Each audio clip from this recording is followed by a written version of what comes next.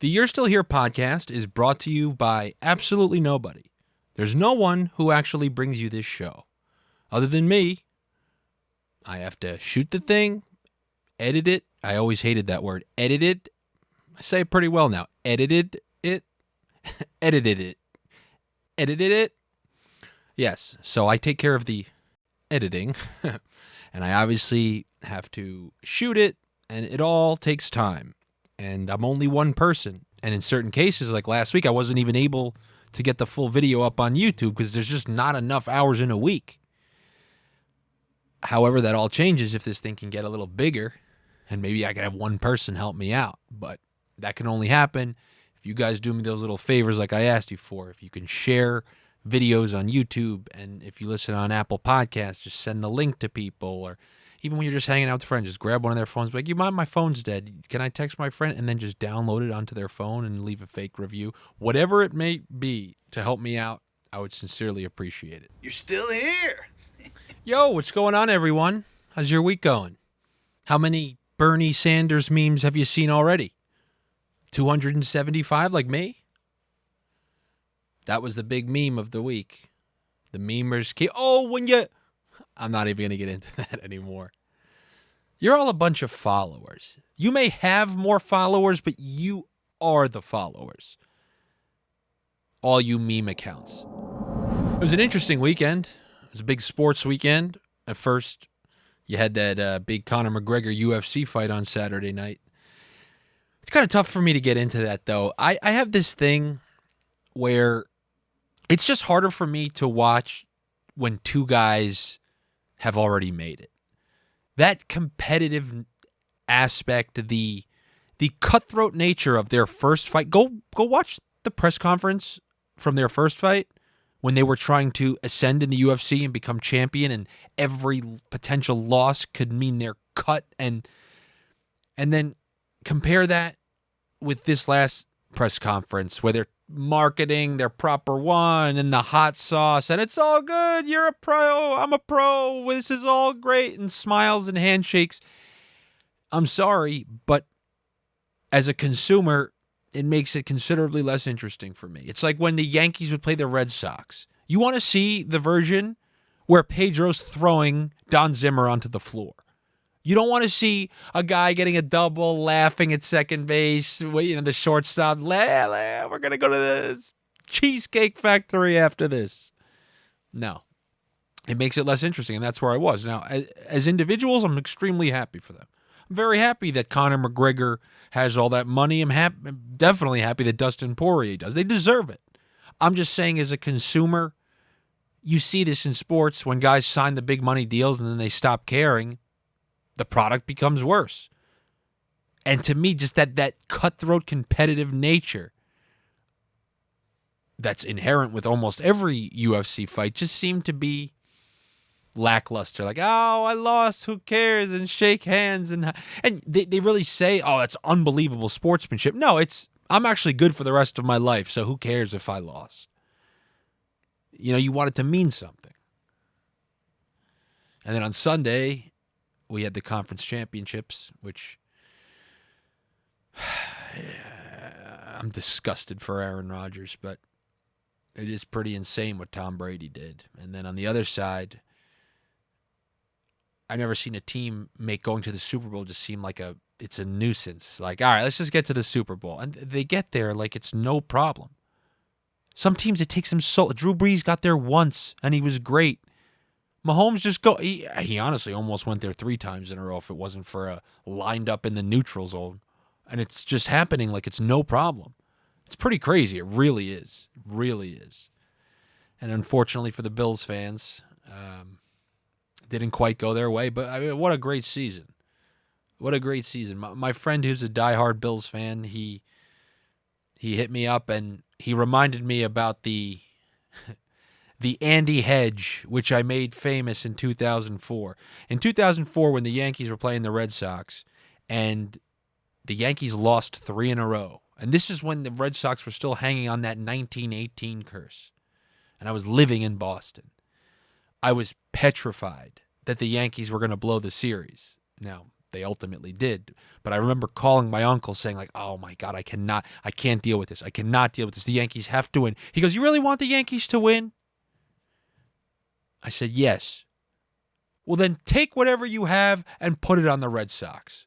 I was like, well, why the hell would I do that? He said, because that's what you're paying to see the Yankees go through. If they go through, that's how much you paid to get them there. And if they don't go through, at least you have a consolation prize, however much money you put on the Red Sox. And it's funny because in theory, it sounds great. Like, oh, yeah, of course, it's a win-win. Either my team goes through or I get money. However, when you're actually going through it, to put money against your lifelong favorite team, it makes you feel sick. It's a lot harder than it sounds. And my friend obviously reached out to me articulating that exact point. He wanted to do the hedge, but he just couldn't bring himself to bet on the Chiefs. In retrospect, he probably should have. So after the Bills-Chiefs game was over, popped on Netflix, watched the latest season of Cobra Kai. It was pretty good. I enjoyed my dad's work, Mr. Ralph Macchio. And now that it's gotten popular, I mean, you guys know the standard formula nowadays. Everybody enjoys something, and we clearly can't have that, and it must be taken out at the knees, or in honor of John Kreese and Cobra Kai, as he would say, the leg must be swept on your enjoyment. You have a problem with that? Yeah, every show that gets exceedingly popular nowadays, there's a contingent of miserable people out there. And I'm not talking about Andy kind of miserable. The real miserable. My miserable is like making fun of people who believe in horoscopes and who say everything happens for a reason so that they don't have to give you real advice. It's a lighthearted misery. I'm talking about the actual miserable people. Remember I talked about that girl who won't let you hook up with her friend because unless she's having a good time, nobody's having a good time. That's the approach of many of these complainers out there. These people, I'm not going to call them what everyone else calls them. I'm simply just going to call them the One Eyed Gypsies. A gypsy?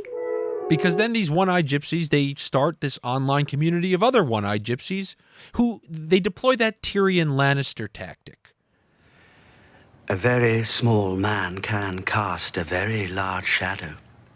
The power resides with whoever casts the biggest shadows. Then these One Eyed Gypsies come together and they cast this huge shadow. Like that's the overwhelming voice. Meanwhile, it's like 15 people.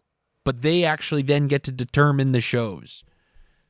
Speaking of Tyrion Lannister and Game of Thrones, do you remember Game of Thrones? That once unbelievable show that brutally and accurately depicted how cutthroat society can actually be? It was like that. Season 1, 2, 3, 4, Red Wedding, Tyrion shooting his father on the toilet bowl. That wasn't until the One Eyed Gypsies got a hold of it and forced HBO to say that no characters would ever be raped again because they couldn't handle it happening to Sansa. Unless, of course, you're one of Craster's daughters, just getting raped mercilessly in the background of Craster's Keep. And in that way, oh yeah, rape away. No complaints, just rape away because we don't know those characters. And then you people wonder why in Season 8, it's completely awful and you're disappointed every single week and it's full of fan service and nobody unexpected dies and everybody completely expected dies. Everyone blames it on D&D in the writing. Yeah, maybe that has to do with it a little bit. But don't think the One Eyed Gypsies don't have their part to play. Gypsies. Then, I'd say the next massive show, probably Stranger Things. That was the next big hit. Set in the 80s. After so many shows through the years have failed, this show has accurately portrayed that particular decade. That is, until the One Eyed Gypsies came out and stated that seeing cigarettes triggered them. Okay, Gypsy. So now, supposedly, it's still set in the 80s.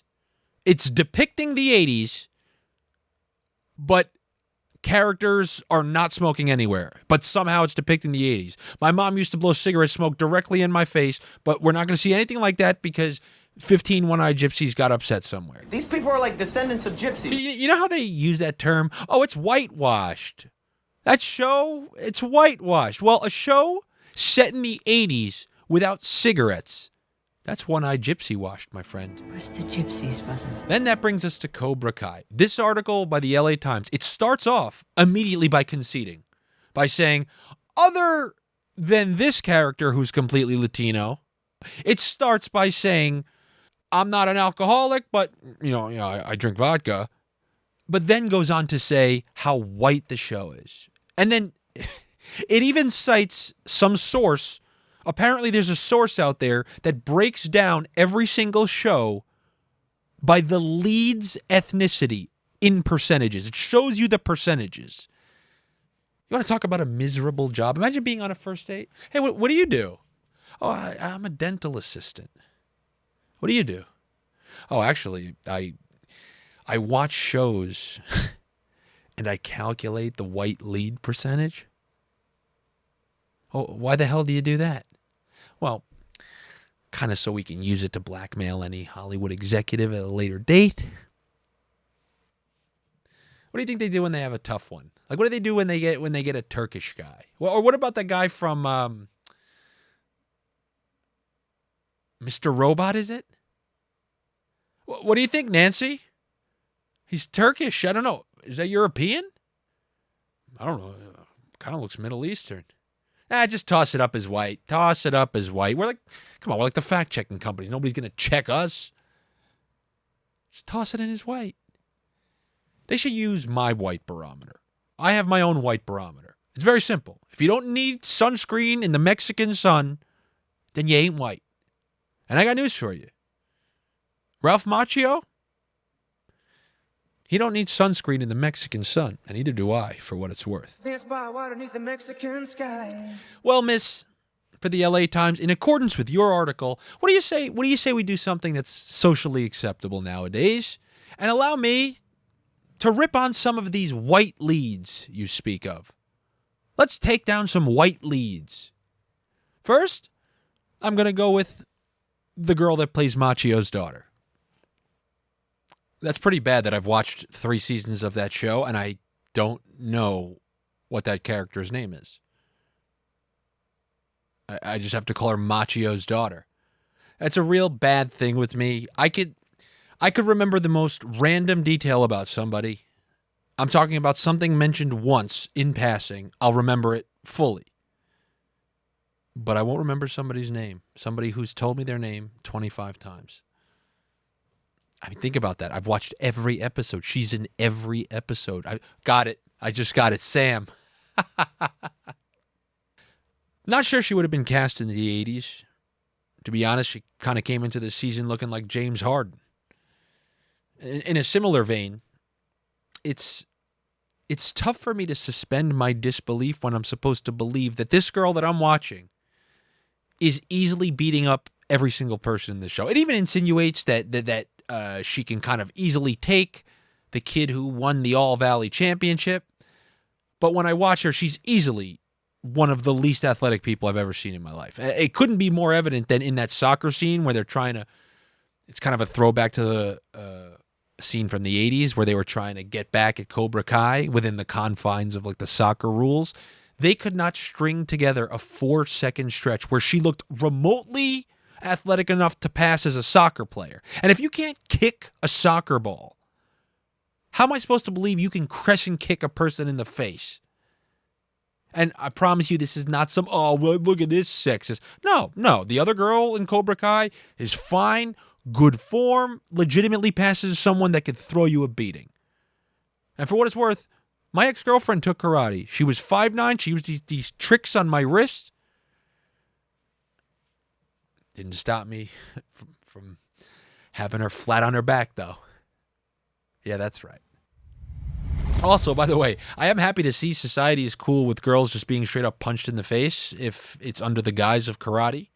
Like, there were scenes where they bust into a house, an all-out fight breaks out, a guy just walks up to a girl, punches her in the face, and no backlash. I'm talking about a guy walks up to a girl, because I guess she's part of the karate dojo, just cracks her right in the face, and it's completely fine. I would have never thought there was a way to get away with that, and then they did. They figured out a way. 2 karate dojos means you can go to a high school house party, crack a girl right in the face. The second white person I'm going to mention is the kid who plays Johnny's son. Good-looking guy. But who greenlit that muffin top haircut? And I'm talking about the first season. Who thought that was a good idea? That kid in the first season, he was stuck in that awkward hair phase where normally in real life you'd bury yourself in hibernation for 3 months. You go into hibernation with the Bradley Cooper, and then you come out like Jason Momoa. If you're going to do the long hair, that's how you do it. You left this kid in the dreaded awkward hair phase. And I didn't mention that last week when I talked about growing out my hair, but there is an awkward hair phase. There is a dreaded phase in between, like the Bradley Cooper from The Hangover and Momoa in like Game of Thrones or Aquaman. The only worst entrance into a show was by AJ Styles into the WWE. After waiting 2 full decades to get to the big show, he shows up with that muffin top, not short, not long, in-between hair. He didn't time it out right, and neither did the kid from Cobra Kai because, as you noticed, once the show got bigger, season 2 rolled along, he had that fresh, slick back, short haircut, which kind of sucks, by the way. I mean, he was almost past the awkward long hair phase, and he cut it right before he got there. That's kind of what this podcast and my career is at. That awkward hair phase where 99% of normal people would probably cut it loose.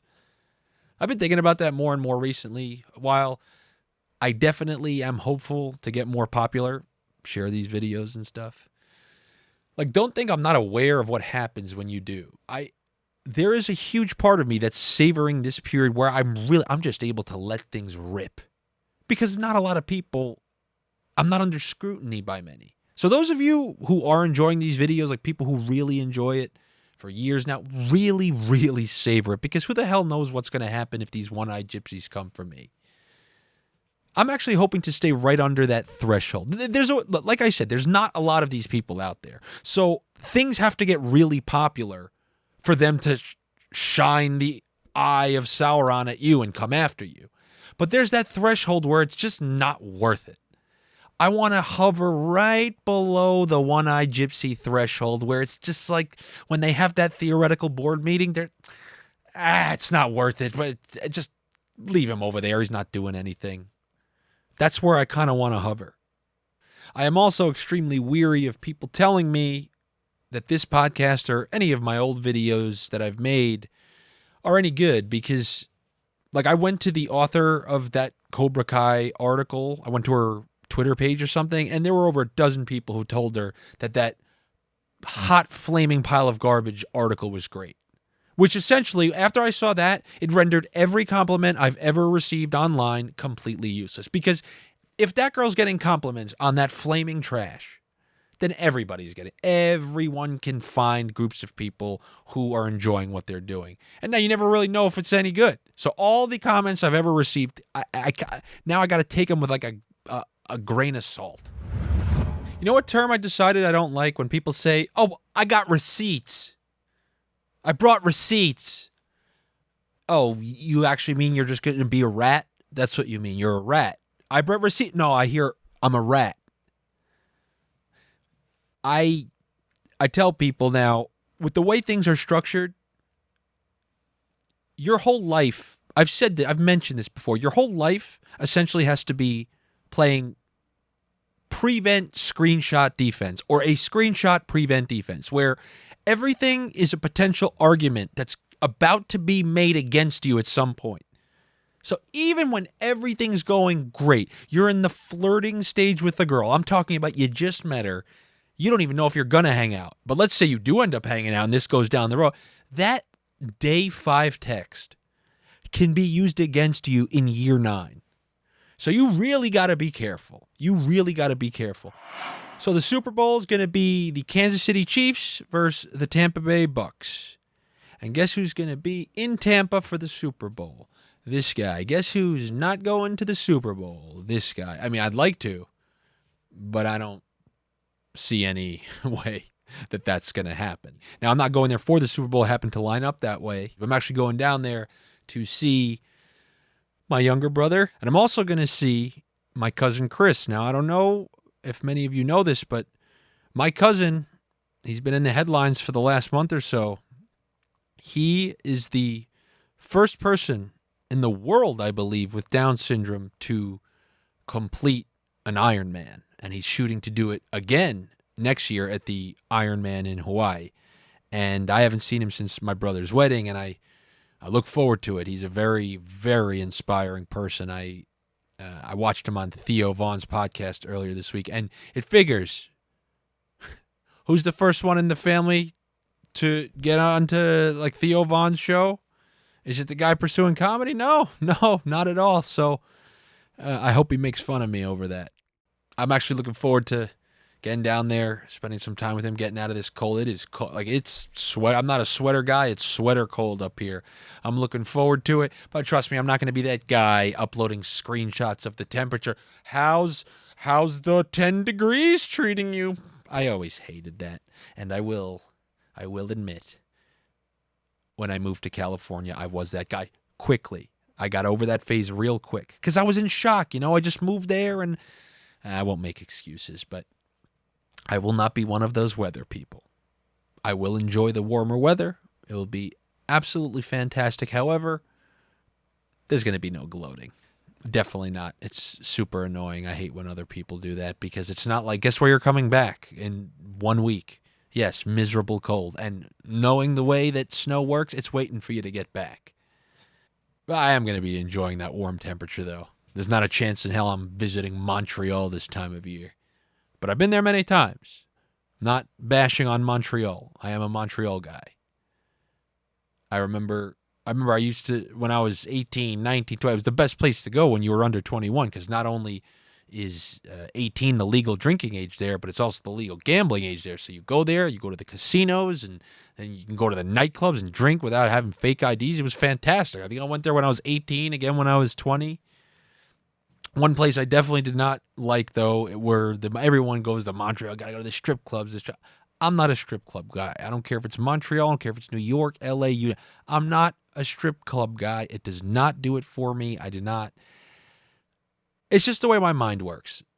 If I know somebody's not into something, I'm way out. I'm way out.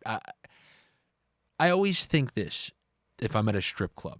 Like, if the world just paused and she actually had to fill out a Scantron test of places where she'd rather be, like, A, exactly where you are right now, B, down in Tampa Bay for the Super Bowl, C, at your childhood Applebee's by the house you grew up in.